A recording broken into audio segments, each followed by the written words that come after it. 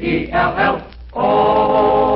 The Jell-O program, starring Jack Benny, with Mary Livingston, Phil Harris, Dennis Day, and yours truly, Don Wilson. The orchestra opens the program with Night After Night.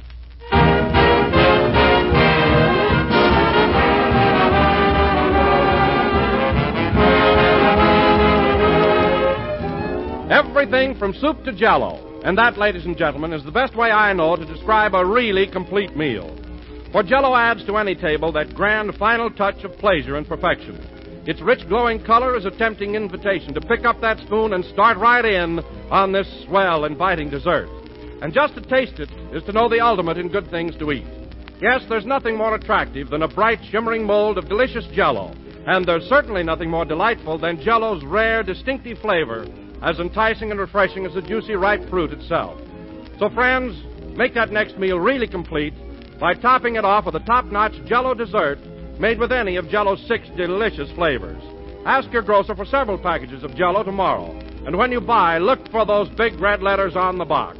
They spell Jell-O, and Jell-O spells a treat.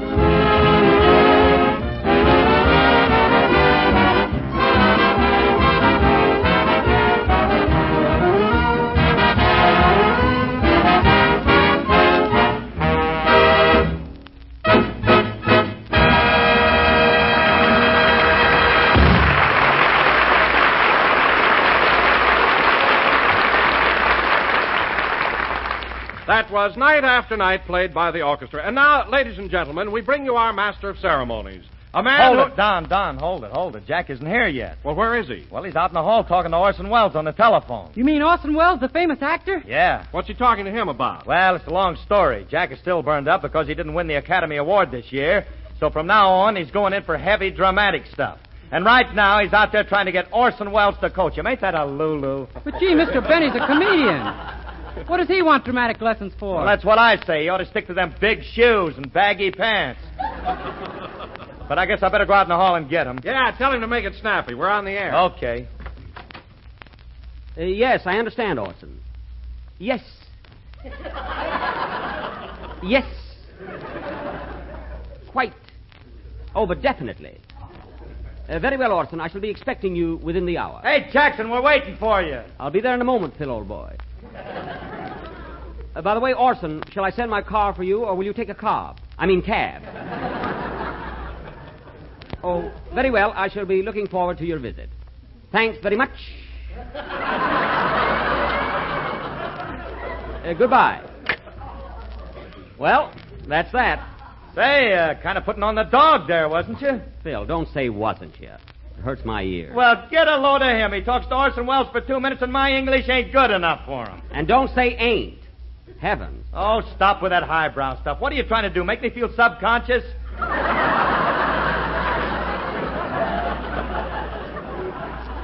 That's self-conscious. And listen, Phil, when Orson Welles gets here, will you do me a favor and talk just with your hands? I'll tell him you've got laryngitis. Come on, let's go inside. Yes, let's join the others. Hip, hip. Gee, you're funny. You know, Phil, it's amazing that you haven't got your own program. Well, I may have one of these days. I often dream about my own show. Oh, you do? Well, maybe I can arrange for the Sandman to tear up your option and sprinkle it on you. Come on, subconscious.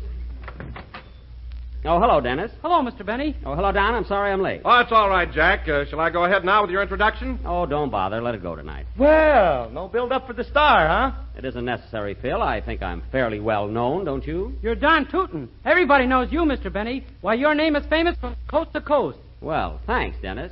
That kid'll work next year.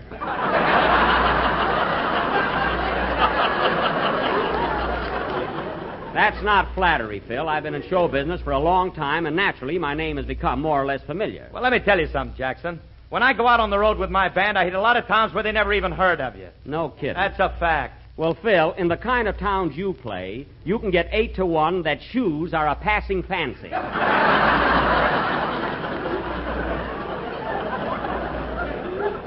You never played a town yet where you didn't have to get off a train and get on a bus, get off the bus and get on a horse, get off the horse and crawl through the brush.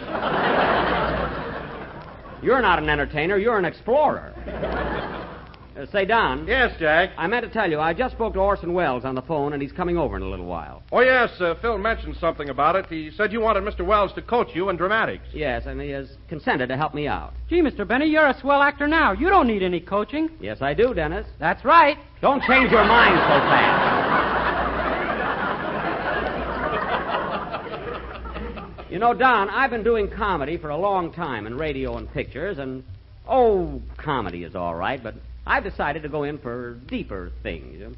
Now, Dennis. Yes, please? Mr. Wells will be here pretty soon, so I think you ought to get your song over with. Have you got something ready? Yes, Mr. Benny. This being St. Patrick's Day, I'm going to sing a real old Irish folk song called Phil the Fluter. Well, that's very apropos. Go ahead, Dennis. Okay. Say, Jack, I forgot to ask you, how's Mary getting along? Mary? Oh, she's much better, Don, but she'll have to stay in bed a couple more days. Well, I'm very glad she's improving. Hey, what's the matter with Mary? Oh, she had a bad...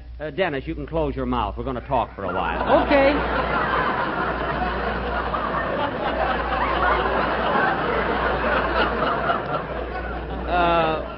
She had a bad cold, Phil. I think it was a touch of the flu, but she's getting along fine. Has Mary got a nurse? Yes, Phil, and she's gorgeous. Well, all right. And her husband, who is 6'4" and could break you right in two, isn't bad looking either. Sing, Dennis. I think there'll be no more interruptions.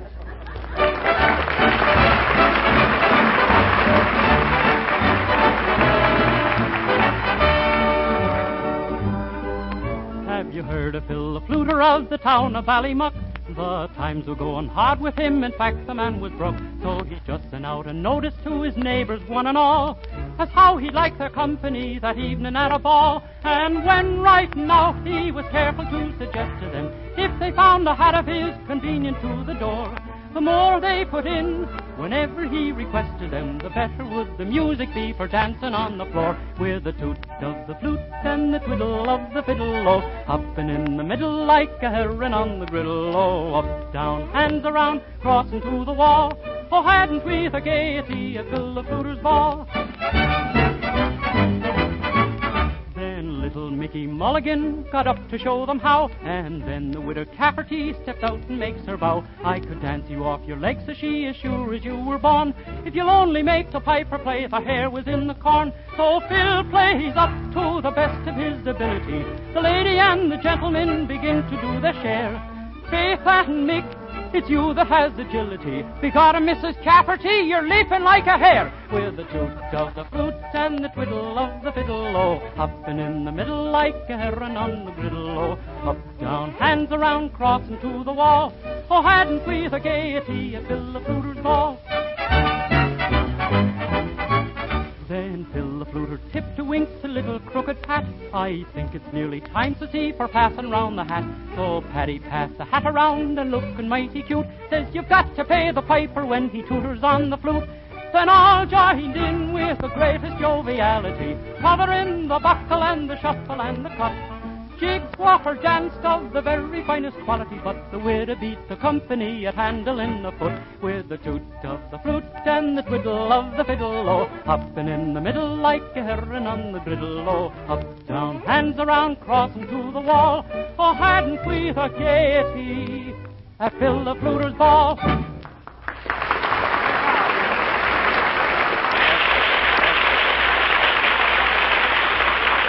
Yep. That was Phil the Fluter, sung by Dennis Day, a real Irishman. You know, Dennis, it's a funny thing, but you're the only Irishman I ever met that I can lick. Don't be too sure about that, buddy. I guess I picked the wrong day, folks. Say, I wonder what's keeping Orson. He ought to be here pretty soon. Well, Jack, you must remember that Mr. Wells is a very busy man. Between his radio program and directing, plenty to do. Oh, I know he has a heavy schedule. In fact, I don't know how he'll ever find time to come over here and help you out. Well, you see, Don, he and I are old friends. We went to high school together. High school together? Why, Orson Welles is only 24 years old. Phil, he graduated from high school at the age of 5. Don't you read the magazine?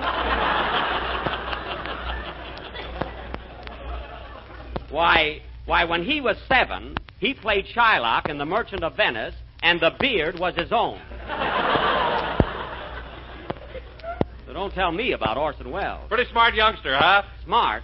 Don, if you could have seen him in that high chair in front of the class doing his geometry lessons on his bib. Well, it was simply phenomenal. Is he going to teach you geometry, Mr. Benny? No, Dennis, he's coming over to coach me in dramatic art.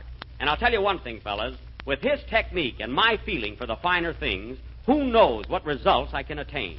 Who knows where I can go? Oh, boy, if Mary was only here. Never mind, Phil. I'm quite serious. Anyway, when Orson gets... Oh, gosh, that must be him. Come in?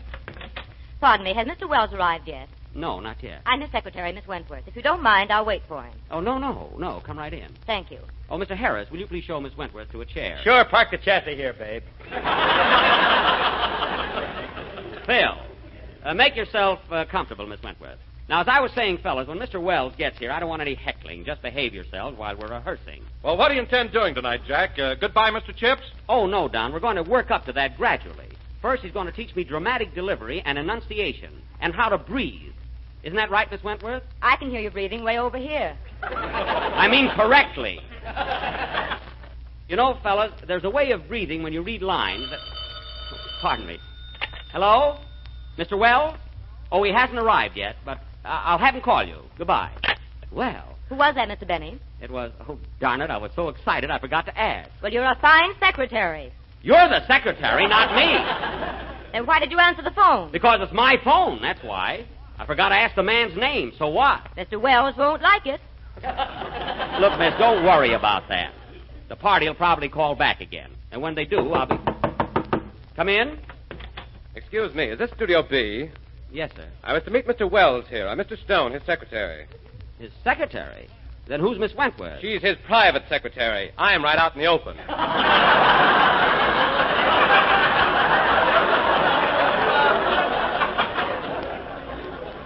Oh.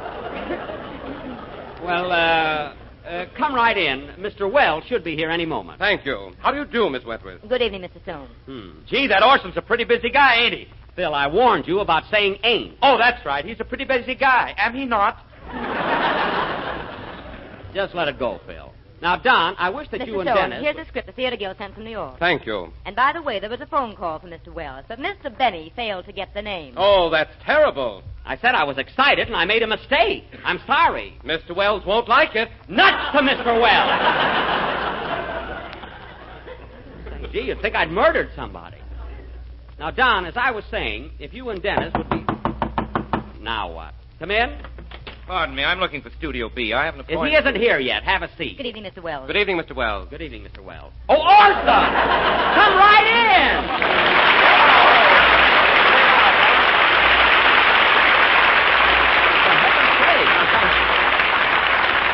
Gosh, I didn't know there for a minute. Well, I'm glad you were able to make it, Orson. I was wondering if you were going Mr. Stone, did Gabriel send in those sketches? The costumes for the picture will be needing them soon, you know. Yes, Mr. Wells, and I received that script from the Theater Guild. Good. Let me see it. Here you are, sir. It looks like a very interesting play.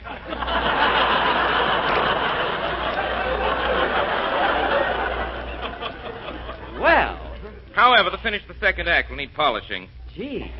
Oh, Orson, before we get started, I'd like to have you meet some of the members. Miss Wentworth, did you cable Mr. Miller about the American rights to his new production, the one that opened last week in London? Yes, I did, Mr. Wells. And by the way, just before you arrived, a phone call came for you. But Mr. Benny didn't get the name. Snitcher. I was excited, Orson. That's all right, Jack, but watch those things in the future. Oh,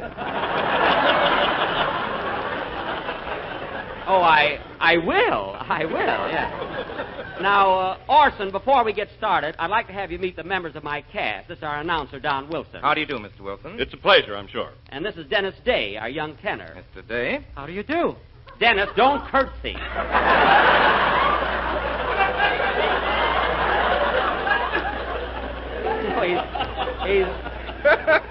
He's so polite. And, oh, yes, this is our orchestra leader, Phil Harris. Good evening, Mr. Harris. Hi, Orson. Still scaring people?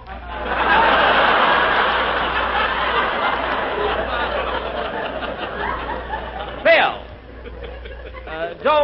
don't pay any attention to him, Orson. He's always like that. Oh, I don't mind. He's rather amusing in his own crude way. Crude. That's very good. By the way, Jack, where's Miss Livingston? Oh, Mary's home in bed, Orson. She has a rather heavy cold. Oh, that's too bad. Has she got a nurse? I checked on that, Bob. No soap. Oh, what coarse language. I don't know where he picks those things out. Just the same, he's a very interesting study, don't you think? Oh, yes, quite. Now, Orson, I think we ought to get started with my rehearsal. Did you have anything in mind for the first lesson? The first lesson. Now, let's see. Benny. Oh, yes. Hmm. You see, Jack, the reason you haven't gone as far dramatically as you feel you should is because you've been selecting the wrong vehicles. I have. Definitely. For instance, if your goal is the Academy Award, as you say, you should concentrate... Pardon me, Jack, there's something I must do. Miss Wentworth. Yes, Mr. Wells. Take a telegram to Mayor LaGuardia, New York City. Yes, sir. You see, Jack, you should concentrate on the heavier and more legitimate type of drama. I understand. Well, what would you suggest, Audrey? Dear Mayor LaGuardia, received your telegram, and if I'm in New York on the 29th, will be only too happy to attend the banquet. Well... However, we'll let you know in plenty of time if I ain't coming. Ain't? Oh, why, Orson! Orson, you said ain't. Oh, I'm surprised. Well, Jack, the use of the word ain't is sometimes permissible. You see, in this instance, by using ain't, I saved a word in a telegram. Oh. You don't have to tell him about saving anything. Never mind you. That's all, Miss Wentworth. Yes, sir. Now, Jack, where were we? You were about to suggest a proper vehicle for me. Oh, yes. Now, the type of play that would offer you the greatest scope for emotional histrionics would be a literary classic, something like The Hunchback of Notre Dame. The Hunchback of Notre Dame? Mm-hmm. You mean Charles Lawton's part? Exactly. Well, gee, that would be swell. Mr. Christian, come here!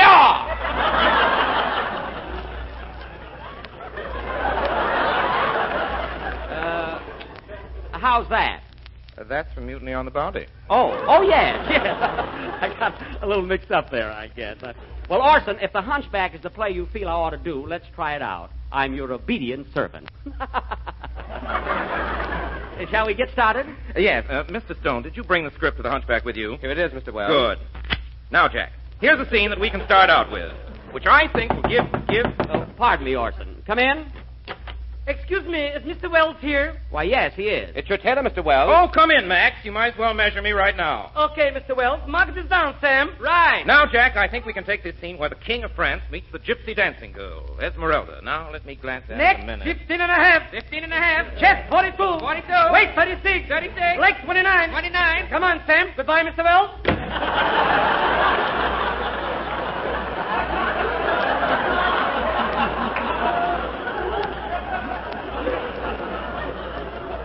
Gee. Yes, I think this scene will be fine, Jack. Well, I'll do my best, Orson. Now, do you think Miss Wentworth. Yes, Mr. Wells. Take a memo to the tailor. No belt in the back. Now, Orson, as I was saying, do you think I ought to give my own interpretation of the Hunchback, or should I mimic Charles Lawton? In other words... Oh, darn it, excuse me. Hello? What? What? London? London, England? Oh, I think that's for me, Jack. Gee, London. Hello? Oh, hello, Miller. So nice of you to call. Yes. Yes, I've heard splendid comment on your London production. I'd like very much to do it. Gee, all the way from London. Now, I understand, Miller, but the Theater Guild has sent me a script which I may have to do first, you see. Yes. Phil, you better play something. This may take all day. Yes. My goodness, what a busy man. Now, here's the point, Miller. I'm committed to the Guild until May 30th. However, if you could arrange to hold the American rights until I'm free.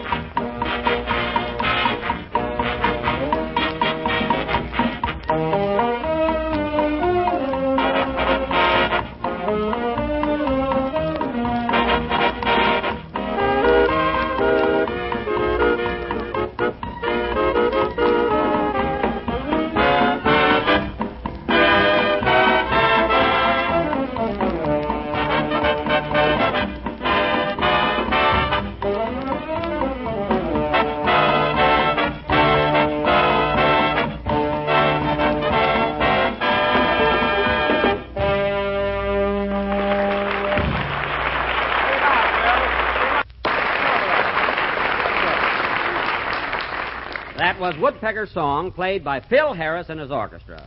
And, Phil, I'm very glad to see that you're not a hypocrite. What do you mean, hypocrite? I mean, your music was the same as always. You didn't play good just because we have a distinguished visitor. Well, Orson, shall we get started with the Hunchback of Notre Dame? I'm raring to go. Oh, now, wait a minute, Jack. Mr. Wells, I have an important message to deliver right now, and I wish you'd listen to it and give me your frank opinion. I'd be glad to, Miss Wilson. Don, Orson is here to help me. Well, now, Jack, this will only take a second. Oh. Ladies and gentlemen, next time you're in the mood for attempting an appetizing dessert, go to your neighborhood grocer and ask him for a package of Jell-O. You will find it's not only economical and easy to make, but comes in 6 delicious flavors. So be sure to insist on genuine Jell-O and look for the big red letters on the box. Wow. How was that, Mr. Wells? Very good, very good. But I wish there was some place you could bring elephants in there. Elephants? What an imagination. Well, let's get to me now, eh, Orson? All right, Jack. I see you're ready to play the Hunchback. What did you do? Stuff a pillow up your back? No, that's this suit. I must have it altered. Say, Orson, I was just thinking. Of course, I don't want to complain or anything, but as I remember in the picture, Quasimodo, the Hunchback, had very little to say. In fact, all he did was grunt and groan. That's not very dramatic, is it? Well, now that's where you're wrong, Jack. A groan or a grunt, if properly delivered, can convey as much emotion as a whole page of dialogue. Well, perhaps you're right, although I never thought of that. Now tell me, Jack, can you groan? Groan? You ought to hear him on payday. Phil, you're the only one I resent pain. Well, now that you've explained it, Orson, I think I can handle it all right. Very good. Then let's get started. Now, this particular scene calls for the King of France. I'll play that. Frollo, the King's High Justice. I'll play that, too. Quasimodo, the Hunchback. That must be me, isn't it? Yes. And Esmeralda, the Gypsy Girl, Miss Wentworth. Would you care to help us out, please? Delighted, Mr. Wells. Now, Orson, I noticed in the script here that Quasimodo rings the bells in the tower of Notre Dame. Do you want me to ring them? No, I'll handle the bell. Oh. And incidentally, Jack, at the finish of this particular scene, you have a very dramatic speech where you tell Esmeralda not to be afraid of you. It's really the high spot of the play. Oh, well, I'll sure try and get it right, Orson. All right, then let's proceed. We open first with Esmeralda and Frollo. Now, quiet, everybody. Quiet, everybody. Mr. Wells is about to rehearse. You have the first line, Miss Wentworth. Yes, sir. Let me go. Don't touch me. You have the hands of the devil. Great. For such talk, I could have you burned at the stake. I am the law. Yes, the law that drives my people out of France. You deserve it. You are thieves and swindlers. You are lazy and you live by magic tricks and sorcery. But you don't know the gypsies. I don't want to know them. I want to wipe them out with fire and sword. Every one of them.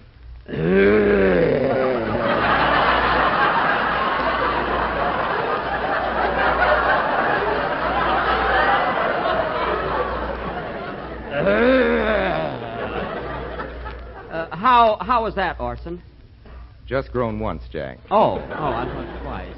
Now, at this point, King Louis XI of France enters the scene. Esmeralda speaks. Oh, thank heaven. The king approaches. Maybe he will listen to me. You will be heard. I will help you, my child. Your Majesty. But you must give me a good reason. They say you are a lot of thieves. Oh, no, Your Majesty. Whenever we steal, it is because we are hungry. Help us, sire. Please help us. I will help you. You and your people will suffer no longer.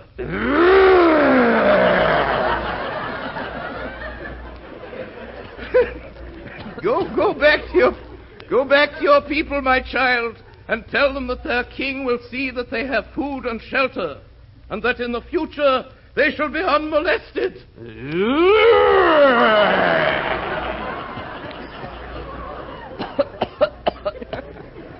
For this, I needed a teacher. Now, look, Orson, I don't know what's wrong, but I don't feel those groans. Maybe I ain't breathing right. Jack, don't say ain't. It's bad English. Well, for heaven's sake, you said it. That was in a telegram. Oh, well, Miss Wentworth, take a wire to Mr. Wells. Dear Orson, I ain't breathing right.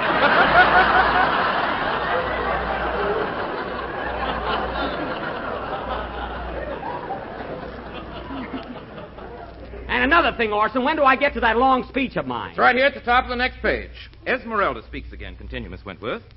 Oh, thank you, Your Majesty. My people will always be grateful. Rest easy, my child. And now, goodbye. Goodbye, sire. Oh, wait, Your Majesty. Who is this ugly, misshapen creature that is staring at me? I'm frightened. That's your cue, Jack. Oh, yeah. It is I, Quasimodo. Do not be terrified of me. I am not a man and not a beast. Yes, I am human, too. I have a heart and it warms to others. But people... Hey, wait a minute, Orson. You're drowning out my voice. Well, the script calls for bells. I don't care. You don't have to ring them that loud, do you? I'm sorry. Try your speech again. Oh, Mr. Stone, will you ring the bells this time? I want to watch Mr. Benny. Yes, sir. Go ahead, Jack. It is I, Quasimodo. Do not be terrified of me. I am not a man and not a beast, but more look down Hello? upon Yes, he's here. It's for Yet you, I Mr. am Wells. human. New York calling. Thank I you. have a heart Hello? and it warms to others. Oh, The hello, thought Harrington. drive me off Listen, as though I Harrington, was I've the been trying to evil reach one you all because day. my soul is When do you think imprisoned I'll get the in proof an for those ugly books? body. I'll It see will here, be all the Harrington. more You painful. promised that 2 weeks and all ago. that is Harrington, this is the That is last why I straw. look at you. Harrington. You are very beautiful. Harrington. And when you Harrington, turn you to listen me to me. and cry, Harrington, this is Oh, for crying out loud. How can I act with all this going on? For heaven's sake. Oh, Mr. Wells, your suit is ready for a fitting. Thank you, Max. I'll try it on here. Oh, the heck with it. Play, Phil. What I go through for a career.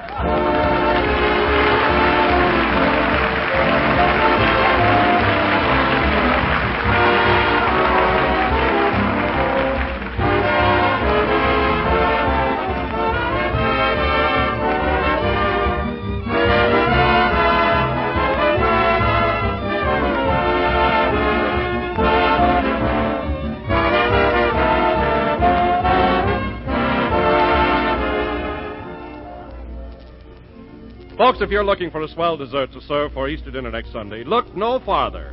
Because here it is, the whole answer in a pastry shell, Jell-O Easter tarts, each one heaped to the brim with clear golden orange Jell-O and several sections of tender, juicy oranges. Yes, believe me, it's a glorious treat and just as simple as it is satisfying. To make it, all you do is dissolve 1 package of orange Jell-O in 1 pint of hot water. Chill until slightly thickened. Divide 3 medium oranges into sections, drain them, and arrange in 8 baked tart shells. Fill the shells with Jell-O, chill, and then, if desired, garnish with whipped cream before serving. The result, ladies and gentlemen, is a truly marvelous dessert. So plan now to highlight next Sunday's dinner with one of the most delicious and intriguing treats you ever tasted, Jell-O Easter tarts, a grand combination of plump, juicy oranges and rich, brilliant orange Jell-O.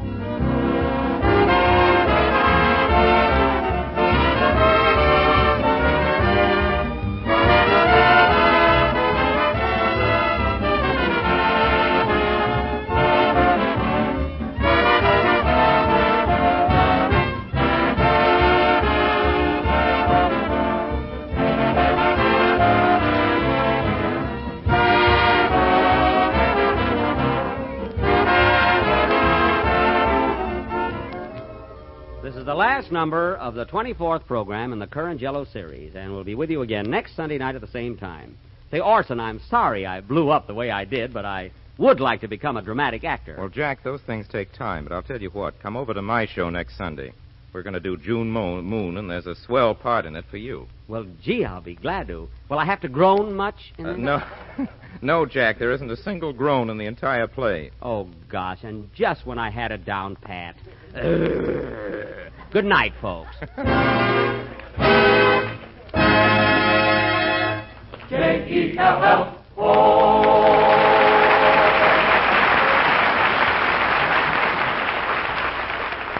And here's more fun and enjoyment for you. Tune in every Tuesday night for another swell half hour of Jell-O entertainment, The Famous Aldrich Family. See your local paper or movie and radio guide for time and station. This is the National Broadcasting Company.